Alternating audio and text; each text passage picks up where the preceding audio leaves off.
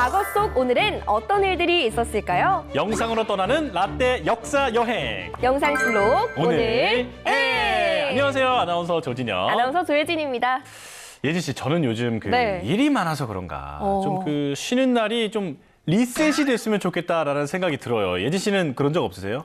혹시 선배 그 리셋 증후군 아니세요? 리셋 증후군인가? 네. 아니 그 리셋 증후군에 걸렸을 때 사람들을 보면 일에 너무 치였거나 스트레스를 받고 또 뭐 게임 세계에 빠져 있을 때 그 현실과 가상을 혼동하면서 많이 발생한다고 하더라고요. 어떤 경우 때문인가요? 후자인가요? 전자인가요? 어쩐지 이게 내가 뭔가 그 뉴스를 진행하다 보면은 네. 내가 저 사람이 된 것 같은 느낌이 들 때가 있어. 뭔가. 맞아요. 근데 이 리셋 증후군을 극복하는 방법이 있다고 합니다. 바로 역사를 들춰보면서 현재를 살아가는 방법인데요. 혹시 영상실록 오늘엔으로 역사 여행하는 방법 아닌가요? 네, 민망하지만 맞습니다. 쑥스럽지만 정답입니다. 정말 잘한다. 네. 자, 저희와 함께 역사 여행 떠나보시죠.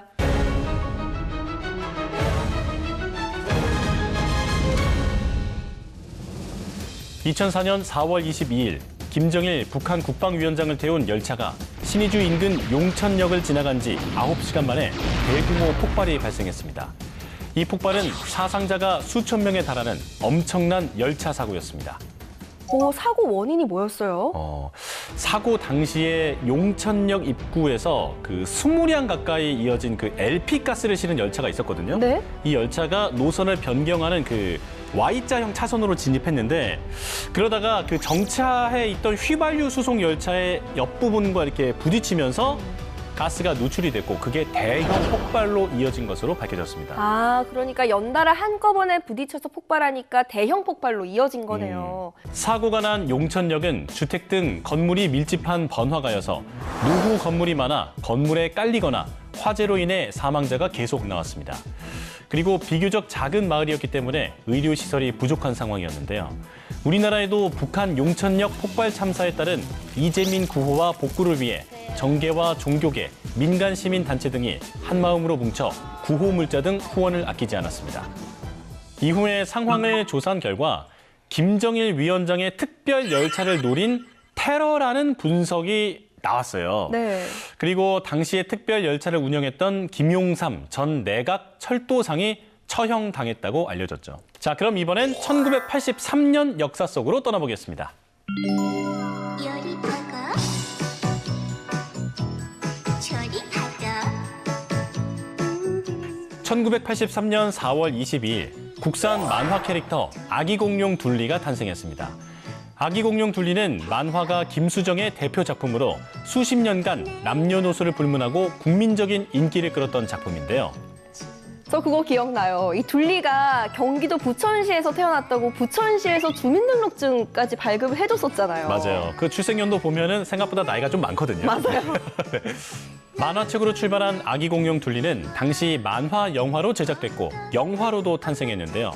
아기공룡 둘리는 35만 명에 이르는 관객을 동원하며 한국 만화 영화 대상, 한국 영화 비평가상 등을 수상하기도 했습니다. 나아가 둘리는 국산 캐릭터 산업의 원조이자 수많은 창작 캐릭터들의 기폭제가 되기도 했습니다. 그리고 이 밖에도 4월 22일에 있었던 또 다른 역사를 살펴보면요. 1993년에는 최초의 인터넷 웹 브라우저인 모자이크가 탄생한 날이기도 합니다. 모자이크 탄생 이전의 인터넷은 문자열로 구성된 텍스트 위주로만 되어 있어서 인터넷을 사용하기가 좀 힘들었거든요. 모자이크의 탄생으로 인터넷을 사용하기 쉬워졌고 배너 광고, 또 쇼핑 사이트가 생겨나기도 했습니다.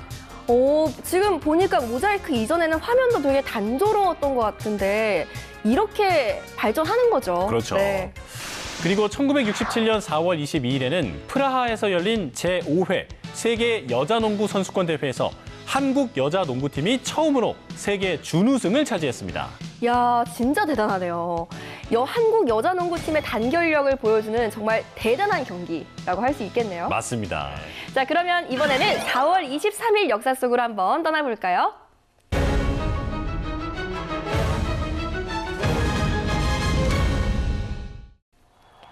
2019년 4월 23일 우크라이나에서는 영화 같은 일이 벌어졌는데요. 바로 코미디언 출신 41살의 볼로디미르 젤렌스키가 대통령으로 당선됐습니다. 젤렌스키는 코미디언, 배우로 활동한 인물이었는데요. 과거 우크라이나의 드라마 국민의 종에서 정부의 부패를 고발한 뒤 국민의 전폭적인 지지를 얻었고 대통령에 당선되는 역할을 맡은 뒤 국민의 사랑을 받았습니다. 젤렌스키는 국민과 소통을 하면서 현 정권의 변화가 필요하다고 생각했는데요. 그리고 3월 31일 결단을 내려서 대통령 후보에 등록한 겁니다. 대선 전 젤렌스키는 여론조사에서도 73%라는 지지율을 얻기도 했는데요. 당시 대선에서도 당선이 확실해졌고 4월 23일 대통령에 확정됐습니다. 젤렌스키 대통령은 2019년 5월 21일 취임과 동시에 의회 해산을 선언했고 부정처벌 등 러시아가 병합한 땅을 되찾겠다고 밝혔습니다. 자, 이번에는 1895년으로 떠나봅니다. 1894년 2월 10일 전라도 고부군에서 동학농민운동이 시작됐습니다. 자원과 물자가 풍부한 전라도는 곡창지대로 국가 재정도 이 지역에 크게 의존하고 있었는데요. 하지만 전라도는 조선 전시대에 걸쳐 수탈의 대상이 됐고 농민들은 항상 탐관오리들에게 시달려야 했습니다. 동학 농민 운동하면 전봉준 장군이 가장 먼저 떠오르잖아요. 대표적인 인물이죠. 네. 맞아요. 전봉준 선생님은 동학농민운동 지도자로 활동하면서 부패한 관리를 처단하기도 했는데요. 그리고 전라도 지방에 집강소를 설치해서 동학의 조직 강화에도 힘쓰기도 하셨죠. 새로 부임한 고부군수가 농민의 수탈이 계속되자 전봉준은 관할을 습격해서 세곡을 농민들에게 다시 배분해줬습니다. 시간이 흐른 후 동학혁명군은 중남부 지방과 흥남 지역까지 규모를 확대했는데요. 이후 대일항전을 전개했지만 신식 무기를 갖춘 일본 군대에게 패배했습니다. 그리고 1895년 4월 23일 동학농민혁명은 대일항전을 끝으로 막을 내렸습니다. 그럼 결국 붙잡히신 건가요? 네, 그 현상금을 노렸던 지방 주민의 신고로 붙잡히게 됐고 1895년 3월 형장에서 이슬로 사라졌습니다. 그리고 동학농민혁명의 시대는 막을 내리게 된 거죠. 그리고 이 밖에도 4월 23일에 있었던 또 다른 역사를 살펴보면요. 1999년에는 국내 최초의 종합파생 상품 거래소인 한국선물거래소가 부산에서 개장했습니다. 요놈 때문에 지금 내가 고통을 받고 있는 것 같은데. 서울이 아니라 부산에서 개장했군요. 네, 이 한국선물거래소는 지난 1995년 12월 선물거래법이 제정된 뒤 1998년 10월 부산 설립이 확정됐고 11월 전산거래 시스템 설치를 마쳤는데요. 이후 1999년 2월부터 4차례의 모의거래를 실시한 뒤 1999년 4월 23일 공식 개장했습니다. 그리고 1447년 4월 23일에는 조선 전기의 화가 안견이 몽유도원도를 완성했습니다. 몽유도원도 교과서에서 정말 많이 봤던 그림인데 이 안평대군의 꿈 이야기를 그린 것으로 유명하잖아요. 자, 그런데 그 도연명의 도화원기와 관련이 있다라는 얘기가 있더라고요. 네, 이 현실 세계와 도원의 세계가 대조를 이루면서 펼쳐지는 그 그림 세계가 전통적인 동양화와는 조금 다른 특색을 가지고 있었다고 해요. 자, 그럼 이번엔 4월 24일 역사 속으로 한번 떠나볼까요?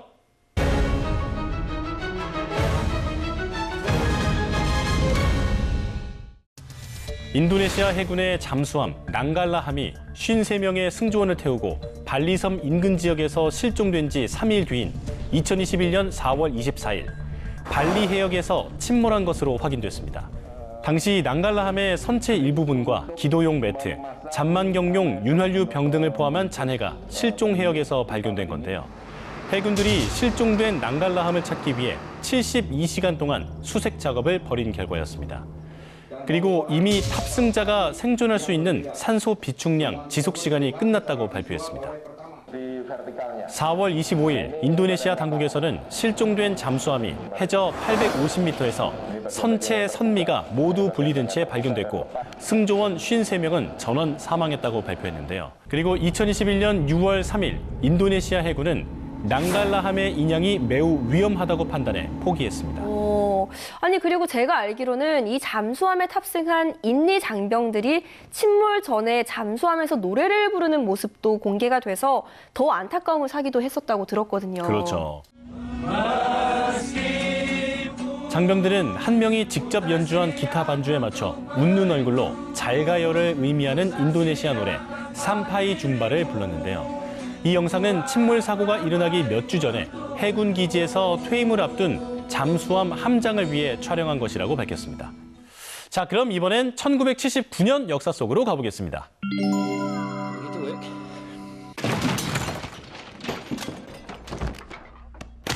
Now I know it looks bad, but 1979년 4월 24일 세계 실험 동물의 날이 제정됐습니다. 이 동물의 날은 영국 동물실험 반대 협회에 의해 제정됐는데요.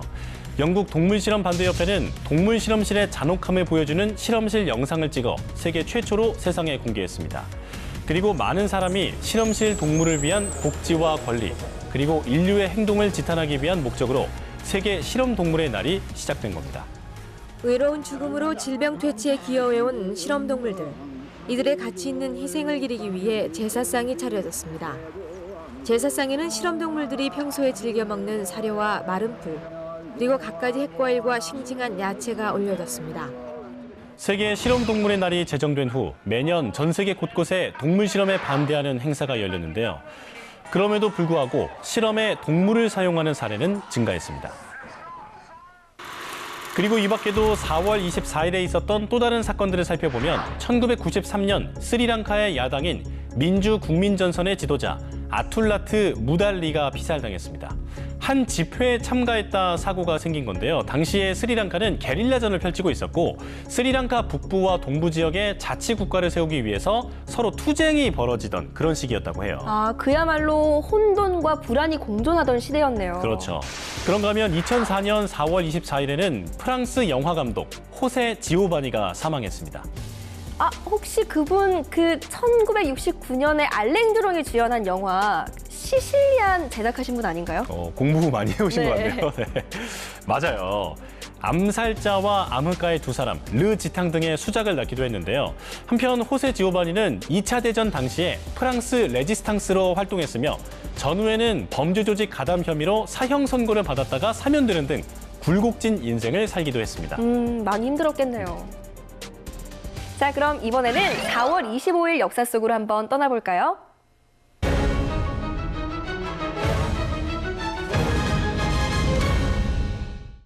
(2009년 4월 25일) 멕시코, 미국에서 신종 돼지 인플루엔자 바이러스 감염자가 속출하면서 북미 전역에 공포감이 확산됐습니다. 특히 멕시코에서 변종 돼지 인플루엔자에 걸린 사람들이 1,000명이 넘었고 수십 명이 사망하기도 했는데요. 불과 2주 만에 사망자가 세 자릿수로 불어난 멕시코. 온 나라가 공포에 사로잡혔습니다. 시민들이 극도로 외출을 자제하는 바람에 대낮에도 거리는 텅 비었습니다. WHO는 신종 돼지 인플루엔자가 세계적으로 유행할 가능성이 있다고 판단했는데요. 그리고 멕시코와 미국의 돼지 독감 확산 사태를 국제적 공중보건 비상 우려 사안이라고 선포했습니다. 원치 않고 생각지도 않았던 그 돼지 인플루로 인해서 상당히 그 돼지값이 또 하락하는 곡선을 그리고 있는 가운데서 상당히 이 사업을 하는 농가 입장에서는 힘겨워하고 있습니다. 자, 그러면 이번에는 1963년 역사 속으로 떠나봅니다.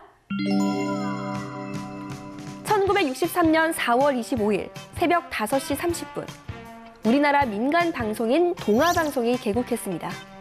동아방송은 동아일보의 창간 이념에 따라 민주 언론과 민족의 표현기관으로 매진할 것을 약속하며 방송을 시작했는데요.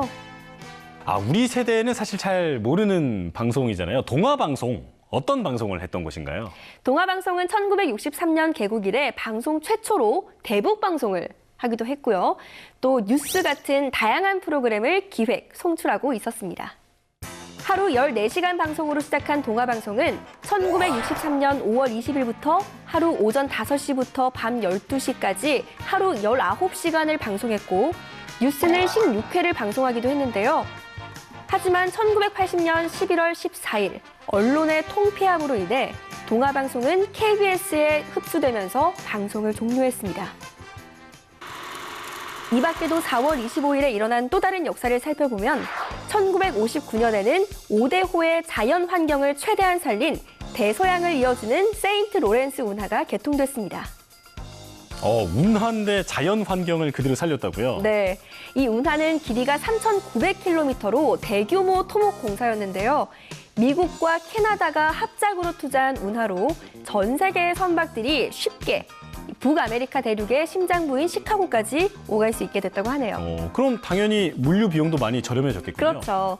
그런가 하면 2011년 4월 25일은 원로 배우 김인문 선생님이 별세하신 날이기도 합니다. 이분이 대추나무 사랑 걸렸네 그 드라마에서 나오셨던 분이잖아요. 국민적인 인기가 많았던 분인데. 네, 그리고 이제 암투병 중에 돌아가셨죠. 자, 그럼 이번엔 4월 26일 역사 속으로 한번 떠나볼까요?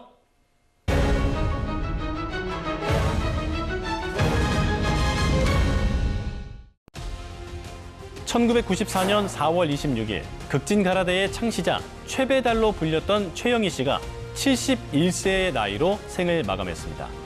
그는 1923년 전북 김제에서 태어나 9살 때부터 차력을 배우기 시작했는데요.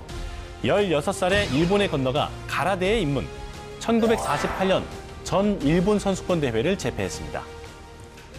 저 이분 알아요. 그 양동근 씨가 주연으로 나왔던 바람의 파이터, 그 실제 인물이잖아요. 그렇죠. 이 영화 봤어요. 저도 재밌게 봤는데요.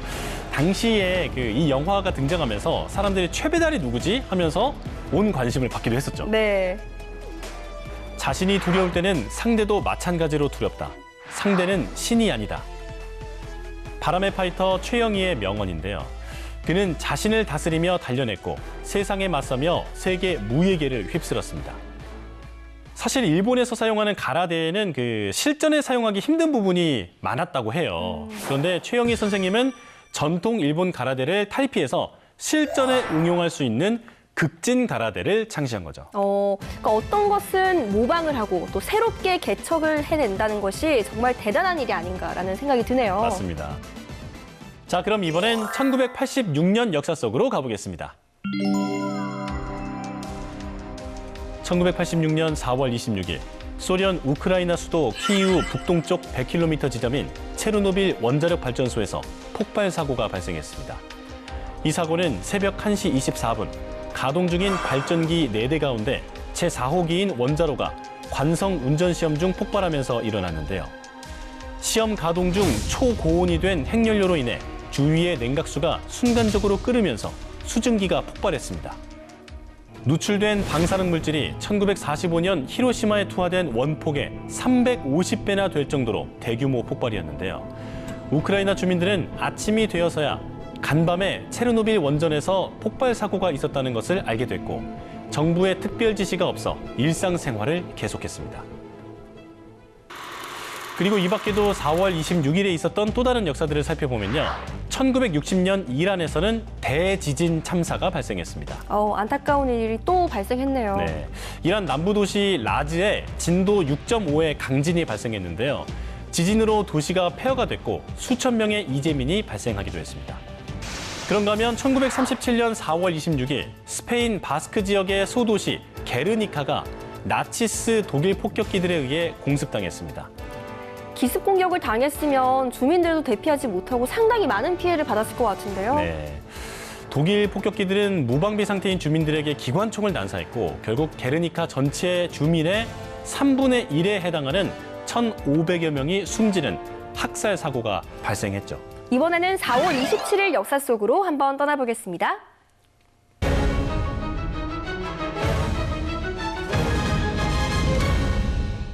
최고령 현역 연예인, 전국 노래자랑 최장수 MC, 가수, 희극인, DJ 등 다양한 수식어로 불리는 송혜. 1927년 4월 27일 대한민국의 국민 MC 송혜가 태어났습니다. 그는 1955년 창공악극단으로 데뷔했고 가수로 연예 활동을 시작했는데요. TV 활동이 시작한 후에는 여러 방송사를 넘나들면서 조연급 코미디언으로 대활약하기도 했습니다. 맞아요, 진혁 씨. 근데 혹시 송혜 선생님이 전국 노래자랑 MC를 몇 년 동안 하셨는지 아세요? 30년? 송혜 선생님이 전국 노래자랑을 맡은 지는 벌써 34년이 되셨다고 하네요. 와, 34년? 네. 이 송혜 선생님은 1960년대부터 활발하게 활동을 이어가는데요. 당시 인기 코미디언이었던 구봉서, 배삼룡과 함께 개그를 선보였고 MC도 맡아서 대한민국의 국민 MC로 발돋움합니다.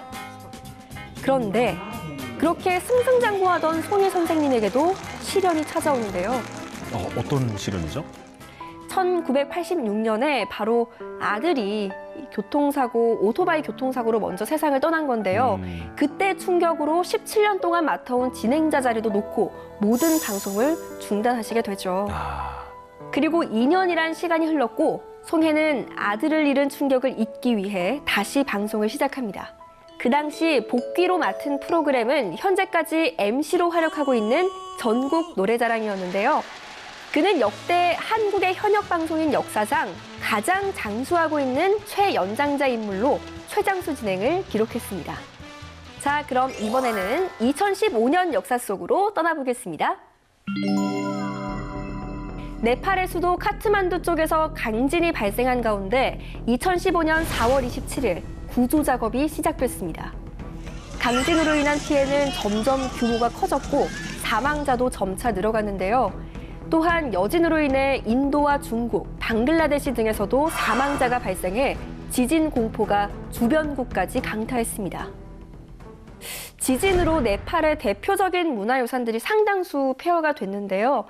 네팔의 수도 카트만두의 랜드마크였던 다라하라 타워가 무너졌고 세계 문화유산에 등재됐던 구층탑이 붕괴, 또 박타푸르 광장, 네팔 왕가가 살던 집터 광장 등이 파괴됐어요. 네팔 강진의 소식을 듣고 세계 각국에서 구조팀과 구호 물품을 보냈습니다. 그리고 우리 국민 100여 명이 한국으로 귀국했습니다. 그리고 4월 27일에 있었던 또 다른 역사들을 살펴보면요. 2004년에는 우리나라가 자체적으로 만든 로봇 로페즈가 세계 로봇 경진대회에서 1위를 차지했습니다.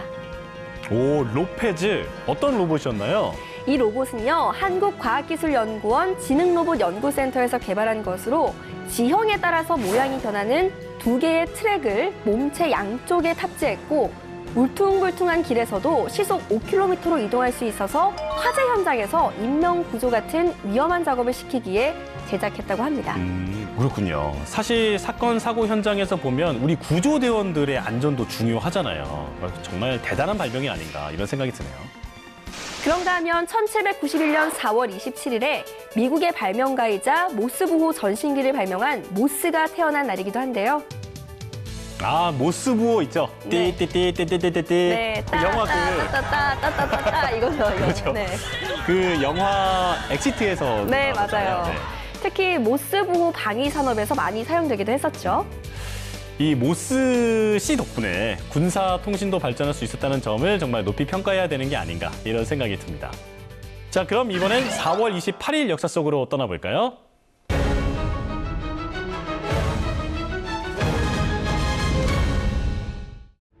장부가 세상에 나서 쓰일진데 목숨을 다해 충성을 바칠 것이요 많이 쓰이지 않으면 물러가 밭을 가는 농부가 된다 해도 족할 것이다. 이 말은 충무공 이순신 장군이 전쟁에 나가기 전 한 말인데요. 1545년 4월 28일 이순신 장군이 한성부 건전동에서 태어났습니다. 1589년 관직에 오른 이순신은 전라도로 파견됐는데요. 이후 1591년 진도 군수로 임명되지만 진도 군수로 부임하기도 전에 다시 전라좌도 수군 절도사로 임명됐습니다. 전군 출정하라. 그리고 1592년 임진왜란 발발 후 경상도 해역으로 출전해 왜군과의 해전에서 승리하는데요. 이때가 충무공으로서의 첫 임무였겠네요. 그렇죠. 그리고 옥포해전과 적진포해전에서 승리한 후 이순신은 종이품인 가선대부로 승진했습니다.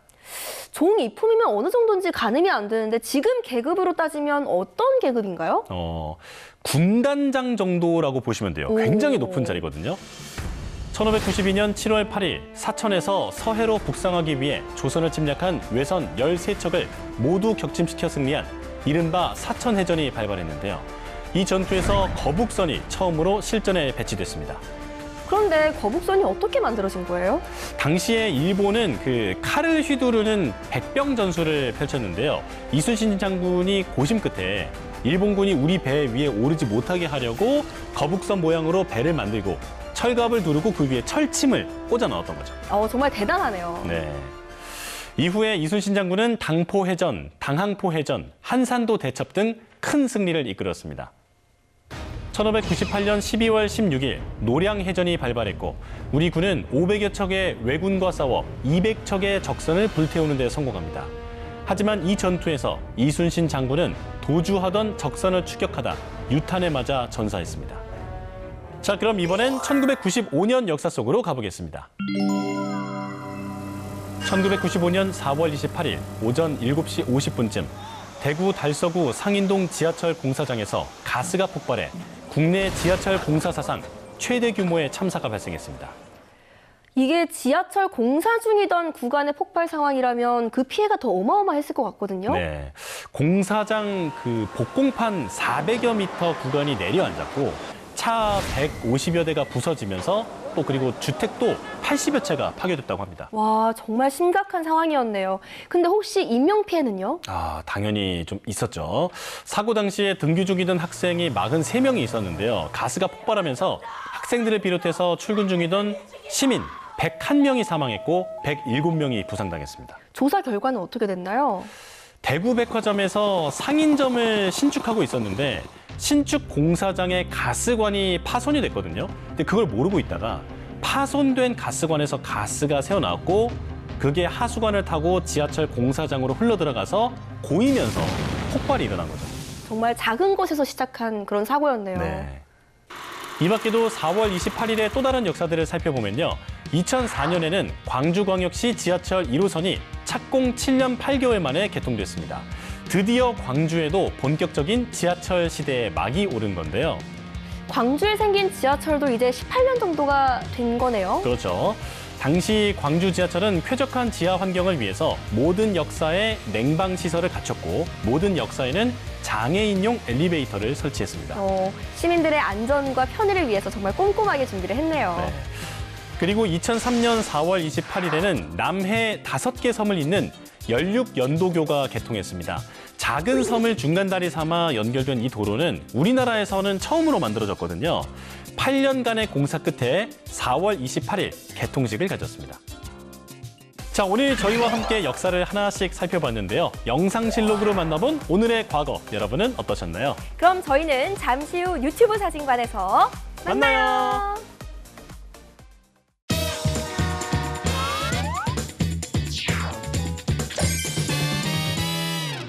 모든 역사는 한 장의 사진으로 남는다. 뉴스로 추억을 소환하는 레트로 감성 라떼 맛집. 뉴스와 함께 세상 모든 것의 역사를 알아보는 시간.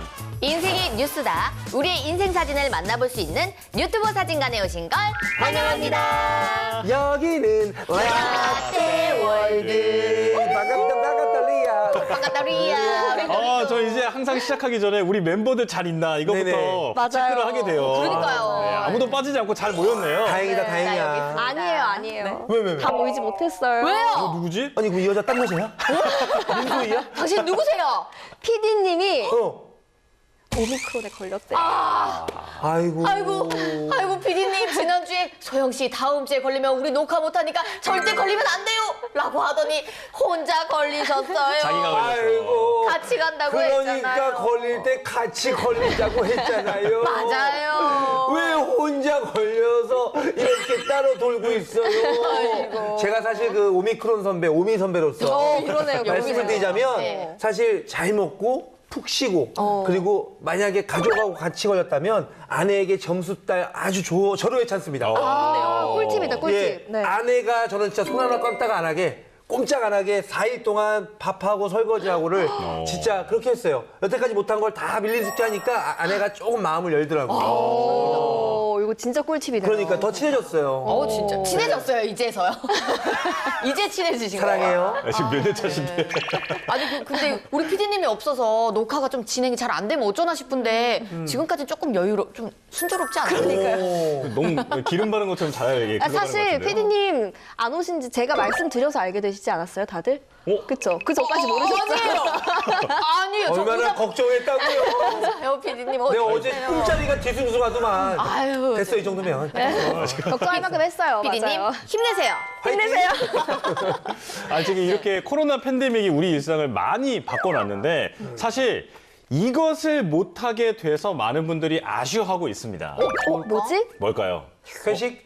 회식. 회식을 못하니까 나는 너무너무 아쉬워. 우리 방송이 시작된 지 1년이 넘어가는데 회식을 한 번도 못했지 않나? 못했어. 맞아요. 아니 사실 직장인 입장에서 그 회식을 같이 해야 이제 조금 친해졌다. 맞아. 이런 게 있는데 사실 저도 지금 조진혁 선배와 함께 뉴스를 한 지 1년이 정도 됐는데 1년이 정도. 애교 부린 거예요? 아닌 1년이 거예요? 정도 됐는데요. 야, 이거 약간 시청자들한테 끼 부리는데 1년이가 됐는데요.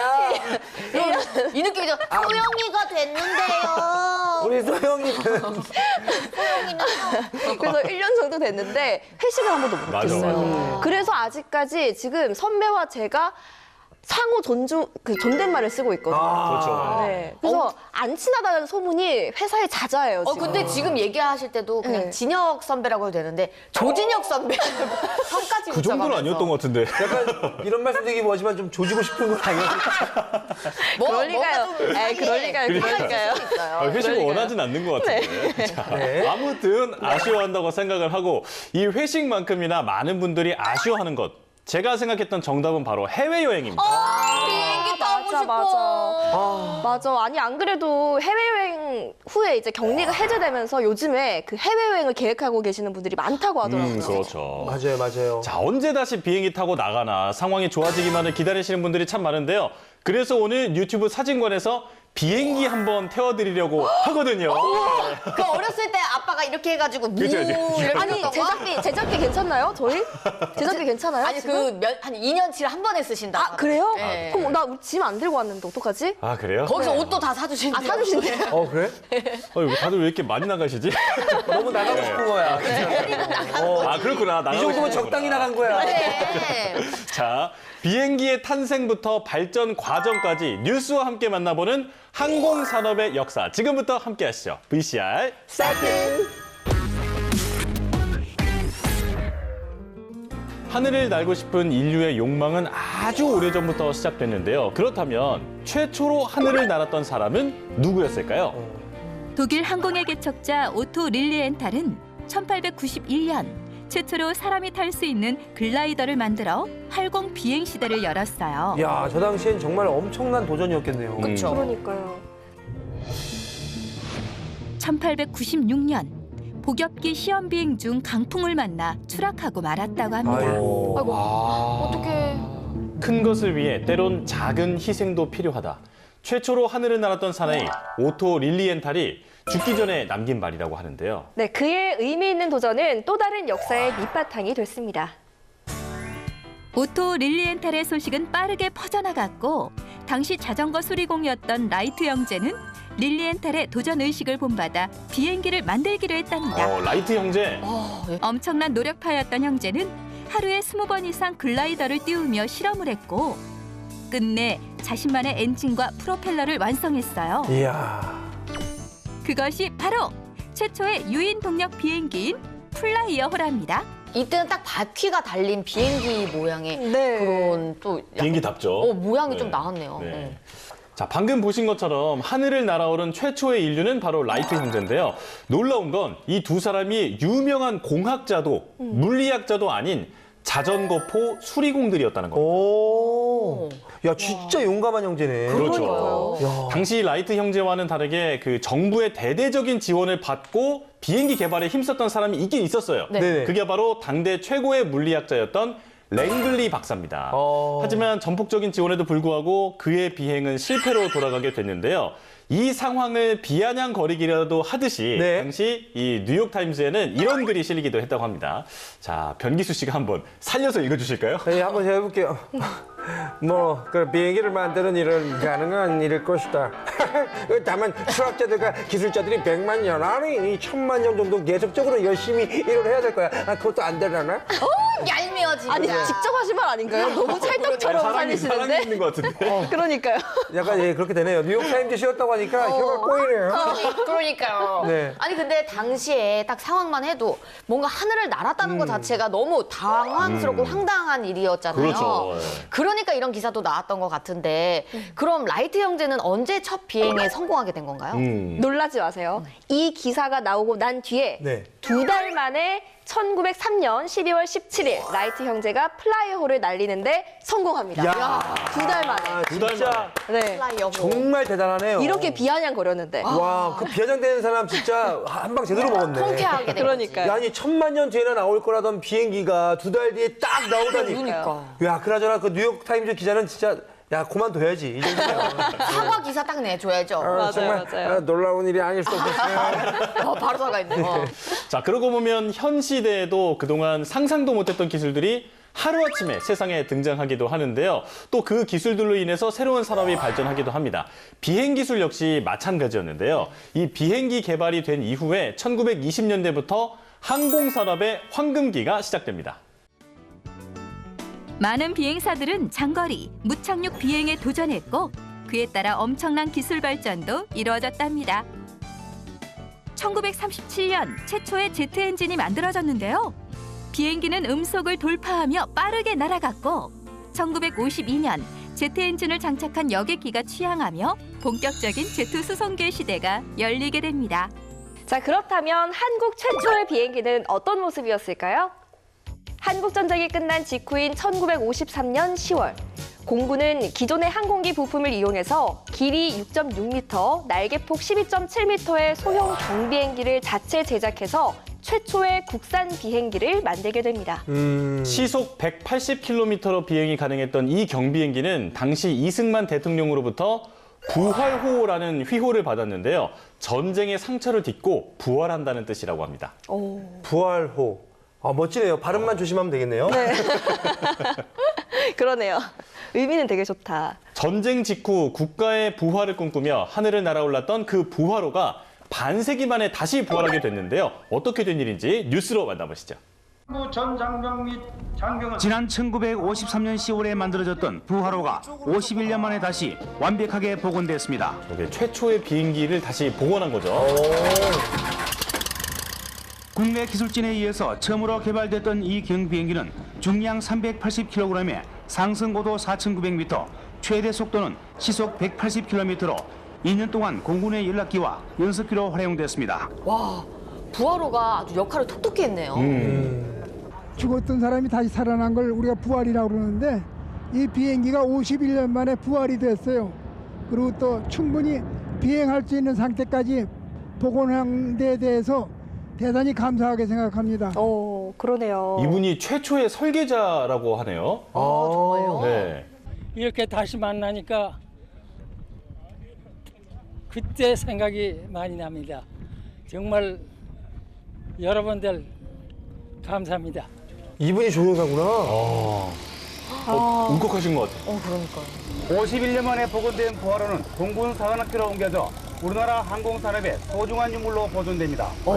진짜 부활호는 우리나라의 그 항공산업의 시발점이었네요. 그러네요. 진짜로 역사네요. 역사. 네. 아, 그런데 이제 항공산업이라 하면 부활호처럼 군에서 사용하는 비행기도 중요하지만 일반 시민들을 위한 여객기도 정말 중요하잖아요. 맞아요. 우리나라는 언제부터 비행기가 교통수단으로 이용하게 된 건가요?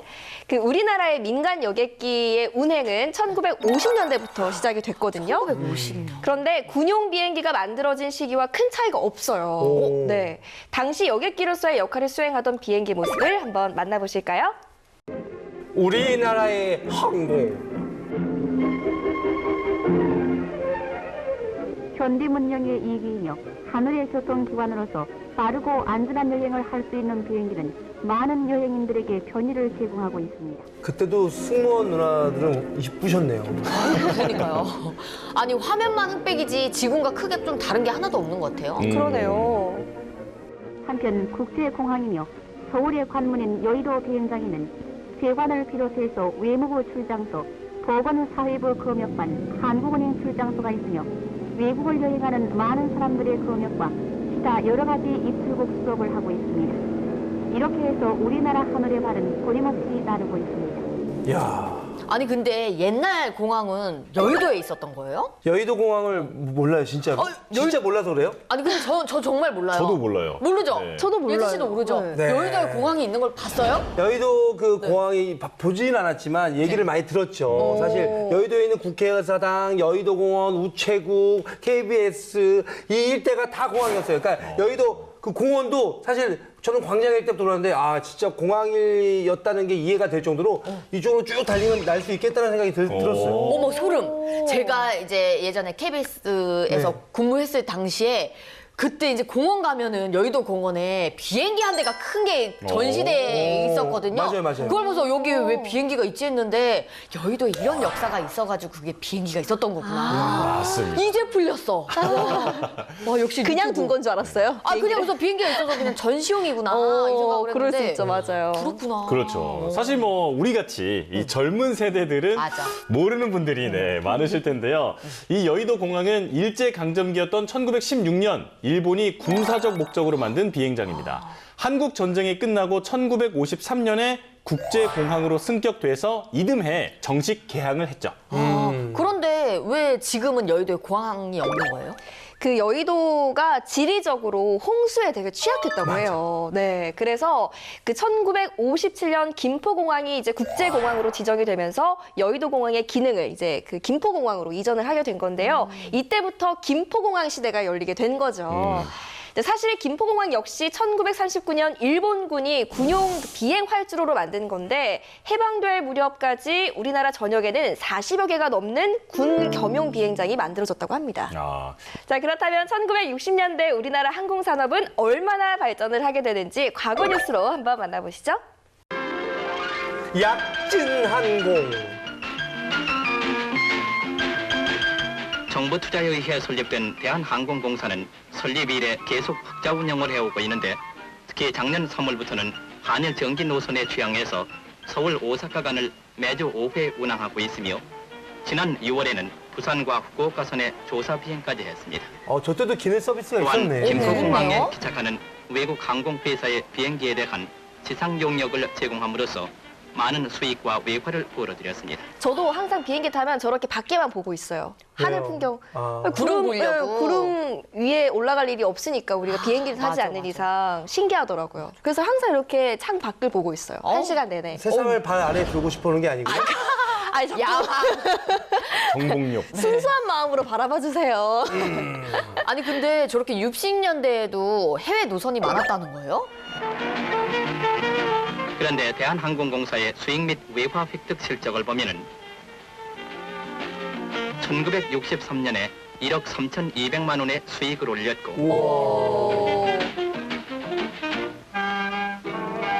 1964년에는 4억 3,200만 원의 수익을 올렸으며 65만 달러의 외화를 벌어들였습니다. 그런데 금년도에는 5억 8,300만 원의 수익을 올릴 것이며 120만 달러의 외화를 벌어들일 계획이라고 하는데 목표 달성은 무난할 것이라고 합니다. 야, 저 당시에 저 정도 수익이면 대단하네요. 우와, 아니, 갑자기 1년 만에 거의 3배가 늘었어요. 예, 3, 4배. 그런데 눈치채셨는지 모르겠지만 지금 이 영상에 나왔던 그 비행기들이 비교적 덩치가 좀 작지 않았어요? 네. 자, 이게 그 보통 단거리 노선에 주로 운행되는 비행기였는데요.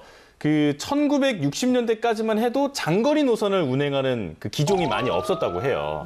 이제 우리 좀 장거리도 가봐야 되지 않겠습니까? 가봐야지. 야, 저 올라간 거 봐, 올라간 거 봐. 그만해, 이거 봐. 장거리 갑시다. 장거리. 가자. 네. 자, 우리나라는 1970년대부터 장거리 노선을 위한 대형 항공기가 도입되기 시작했습니다. 이번에는 제가 여러분들을 미국으로 데려가 드릴게요.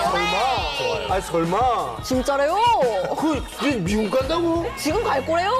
뻥치지 마. 뻥 아니래요. 난 LA 말고 로스앤젤레스로 갈 거야. 그거 뭐로? 뭐로? 함께 보시라요. 보시라요?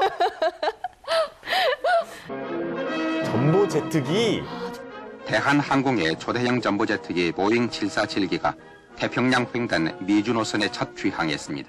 하늘의 여왕이라 불리는 세계 항공시장의 주인공 보잉 747 비행기가 드디어 국내에 들어온 건데요. 이 전복의 주향으로 우리나라는 아시아에서 세 번째로 전복이 보유국이 됐습니다. 비아코로 이름 지어진 이 전보제트기는 317명의 승객을 태우고 16시간 만에 로스앤젤레스 공항에 도착했습니다. 와, 아시아에서만 딱 세 번째. 네, 자부심을 느껴도 될 만한. 그러니까. 네. 궁금하다. 보잉 747 2대를 계약한 금액이 얼마인지 아세요? 얼마요? 약 한화로 790억 원. 790억 원? 엄청난 금액이죠. 그러니까요. 자, 이렇게 가까운 노선부터 먼 거리, 그 미국까지 다양한 노선이 취항을 하면서 일반 국민들도 해외여행에 대한 관심이 높아지기 시작했는데요. 1970년대에는 해외여행을 가려면 나라에서 주최하는 오리엔테이션에도 참석을 했어야 합니다. 진짜? 자, 이게 어떤 모습인지 화면으로 만나보시죠. 당신은 한국을 대표하고 있다. 당신이 해외여행길에 오른다면 그때부터 당신은 대한민국 국민의 한 사람으로서 한국을 대표하게 되는 것입니다.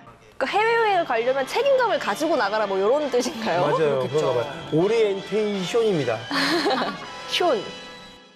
혹시 우리나라를 잘못 인식하고 있는 외국 사람이 있다면 그 외국 사람에게 올바른 인식을 시켜주어야 할 때가 있을 무슨 것입니다. 내용을 오리엔테이션 한다는 거지? 여러분은 해외여행에 앞서 민간 외교관으로서의 활동에 유감이 없도록 우리나라의 역사, 문화, 경제 성장 등에 관한 지식을 정리해 두어야 하겠습니다. 우리의 것을 알아야 나가서도 소개를 하니까. 아, 맞아요.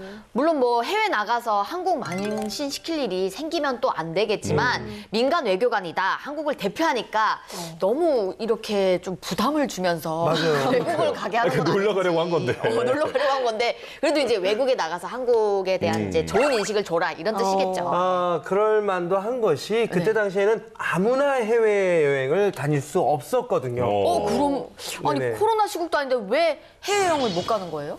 설명 좀 부탁해요. 네. 넘기네요. 네, 1970년대까지만 해도요, 안보나 외화 유출 같은 경제적인 이유로 단순 여행을 위한 여권 발급은 거의 뭐 불가능했다고 해요. 맞아요. 오 마이 갓. 네, 그래서 출장 혹은 뭐 유학 이런 확실한 목적이 있어야지 해외여행 출국이 가능했는데 그조차도 정기적인 반공 교육을 받아야지 나갈 수 있었다고 합니다. 그러다가 이제 80년대부터 해외여행 자유화가 시작이 됐는데요. 사실 그때도 말이 자유화지 조건이 아주 까다로웠어요. 아, 그래요? 네. 맞습니다. 서울올림픽 개최가 확정되면서 일반인들의 해외여행에 대한 제한이 조금씩 풀리기 시작했는데요. 그것도 초기에는 은행에 약 200만 원 정도의 예치금이 있는 사람만 밖에 나갈 수 있었어요. 오 마이 갓. 이것도 좀 재밌죠. 아니 80년대에 200만 원이면 꽤 큰 돈이에요. 맞아요. 그러니까 그 일반 서민에게는 해외여행이란 꿈도 못 꿀 일이죠. 그렇죠. 너무해. 자, 이후에 올림픽이 무사히 끝나니까 1989년부터 해외여행이 전면 자유화됐습니다. 자, 당시 모습을 뉴스로 준비를 했는데 보실까요? 해외여행이 전면 자유화돼 배낭여행, 신혼여행, 효도관광 등 외국을 찾는 인파로 공항이 더욱 붐비게 됐다. 당시 해외여행 자체가 낯선 국민들을 위해서 절차 등을 안내하는 교육 영상도 만들어졌거든요. 이 프로그램은 해외여행을 처음 나가는 여행객들에게 간단한 출입국 절차 및 통관 상식을 소개하는 프로그램으로 여러분의 해외여행에 많은 도움을 줄 것입니다. 보딩 패스, 즉 탑승권을 받아야 하는데 이때 흡연석, 비흡연석을 꼭 지정받아야 합니다. 옛날에 흡연석. 흡연석 진짜 있었어요? 아니 근데 저 때 기내 흡연석, 비흡연석이 있었다는 게 너무 놀랍지 않아요? 그러니까 저는 실제로 본 적이 없기 때문에 약간 믿기지가 않긴 하는데 드라마상에서 그런 게 진짜 많이 나오잖아요. 맞아요. 네, 그 옛날 이야기할 때 그 호랑이 담배 피던 시절 막 이런 노래 가사 있었잖아요. 맞아요, 네? 맞아요. 그랬어요? 호암마마보다 네. 호암마마보다 더 무서워. 호암마마가 뭐예요? 알겠다. 자, 하여튼 호랑이 담배 피던 시절이라고 많이들 하시는 이야기가 네. 있는데 기내에서 담배 피던 시절 이제는 그게 이제 호랑이 담배 피던 시절을 대체하지 않을까 생각이 들어요. 그러네요. 사람들이 잘 못 믿더라고요. 그렇죠. 맞아요. 예. 자, 미국 같은 선진국에 비해서 우리나라가 살짝 늦긴 했지만 그래도 우리나라도 2002년부터는 기내 흡연을 전면 금지하기 시작했습니다. 네. 그리고 이 해외여행이 자유화된 이후에 해외 여행객이 꾸준히 증가했는데요. 넘쳐나는 여행객 수요를 감당하기 위해서 새로운 국제공항이 건설됩니다. 인천 국제공항 개항을 선언합니다. 인천국제공항이 2001년에 생긴 거예요?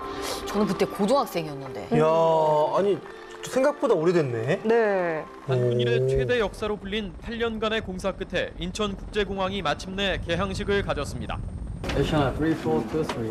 인천공항에 첫 착륙 전 교신을 하는 거래요.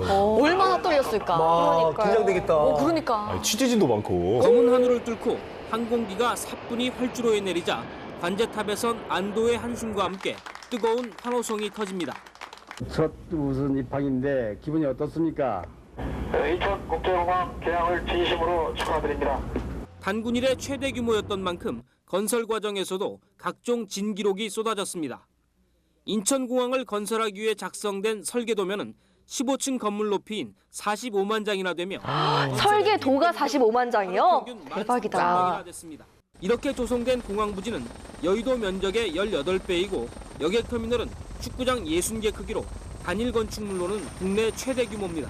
아이고. 맞아요. 인천국제공항은 사실 너무 넓고 쾌적해서 저는 되게 공항 가는 거 좋아하거든요. 네. 그래서 코로나 이전에는 사실 기분 전환하러 가끔씩 아무 뭐 나갈 일도 없는데 공항 가서 놀러 가기도 하고. 그냥 갔어요? 누구랑요? 혼자. 저번에 갔더니 혼자. 인천공항에 자물쇠 잠겨 있더라. 또 누군가와 가서 또 거기다가 글씨를 써서 오빠랑 인천공항 온 날 다시 해외를 가길 꿈꾸며. 혼자. 자물쇠 있으면 그 예진 씨가 주변이 왔다 갔다. 드라이브하기 딱 좋거든요. 남자친구랑 거기 갈 시간 있으면 엄마한테 한번 갔다 와. 맞아. 3개월 못 갔으면서. 이거 사. 자, 이 시기에 비행기를 타고 떠나는 여행이 대중화되면서 항공사들의 서비스도 점차 다양해졌는데요. 항공기로 장거리를 여행하는 사람들의 고민은 도착할 때까지 좁은 좌석에서 무엇을 하며 보내느냐 하는 것입니다. 그치, 맞아. 요즘에 영화 많이 넣어가잖아요. 태블릿 PC에. 지금까지는 잠을 자거나 신문을 보는 게 대부분이었습니다. 하지만 이제는 좀 더 다양한 서비스를 받을 수 있습니다. 대한항공이 지난해 도입해 운항 중인 보잉 777 기종 내부입니다. 각 좌석마다 모니터가 장착돼 있습니다. 야, 뭐야? TV가 달리기 시작했네. 저 때부터 달려 있었구나. 영화 보려고 그러는데 어떻게 네. 보면 돼요? 여기 보시는 화면에서 비디오를 클릭하시고요. 뭐 반응 너무 좋으시고요. 우선 긴 비행 동안 지루하셔서 저희 아무래도 좀 승무원을 많이 찾는 경향이 있으셨는데 제일 먼저 그 부분이 해결됐고요.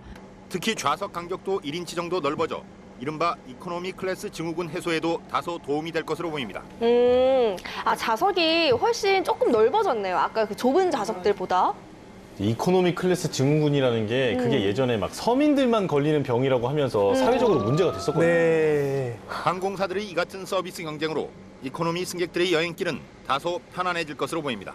그런데 그 한때는 해외여행 1000만 명 시대다, 뭐 매년 해외여행이 역대 최고다, 막 이런 뉴스를 봐왔는데 지금은 코로나 때문에 이전보다는 그 해외여행이 크게 줄어서 항공업계가 사실 많이 힘든 시기를 보내고 있는 것도 사실이에요. 자, 맞습니다. 네. 지금은 이제 그 백신 접종을 완료한 분들은 해외여행 이후에 이제 격리도 해제가 되거든요. 네. 그리고 또 최근에는 43년 만에 면세품 구매 한도도 폐지가 됐습니다. 네. 이 면세 한도는 그대로 유지가 되고 있고요.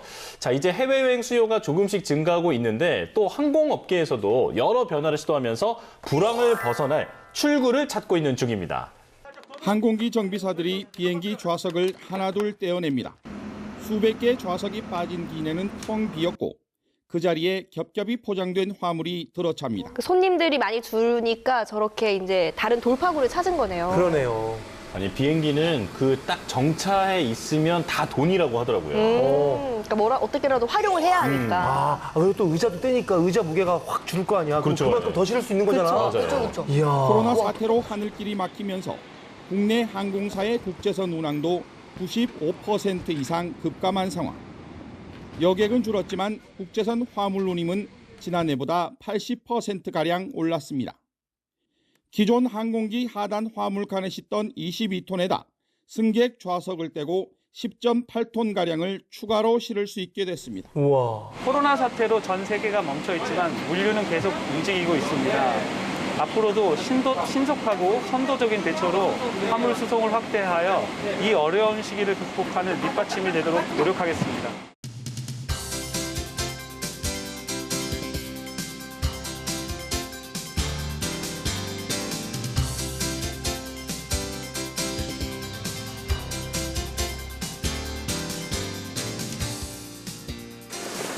이야. 자, 이렇게 예기치 못한 변화로 큰 타격을 받았지만 남다른 아이디어로 새로운 돌파구를 찾고 있는 항공산업. 앞으로 대한민국의 항공산업이 더 높이 날아오를 수 있도록 기대하고 응원하겠습니다. 지금까지 유튜브 사진관이었습니다. 뉴스의 바다를 끝없이 떠다니는 본격 뉴스 예능 유튜브. 오늘의 항해는 여기까지입니다. 저희는 한 주 동안 유튜브 타고 신나게 돌아다니며 재미있는 뉴스 가득 안고 돌아오겠습니다. 여러분들의 추억, 소중한 추억이 날아가지 않도록 진짜 여러분들 꼭 붙들어 매시길 바라겠습니다. 몸은 날아가되 추억은 잡으세요. 유튜브 사진관 여러분 다음 주에도 꼭 놀러 오실 거죠? 우리는 뉴튜브. 야, 이게 비행기라고? 날 수나 있겠어? 하긴 소영이가 또 목동에서 날라리였으니까. 그렇지. 와, 비행청소기다. 사실 PD님 안 오신 지 제가 말씀드려서 알게 되시지 않았어요, 다들? 그쵸? 그 전까지 모르셨어요? 아니에요. 얼마나 걱정했다고요? PD님 내가 어제 꿈자리가 뒤숭숭하더만. 아유. 됐어, 이 정도면. 걱정할 만큼 했어요. PD님 맞아요. 힘내세요. 힘내세요.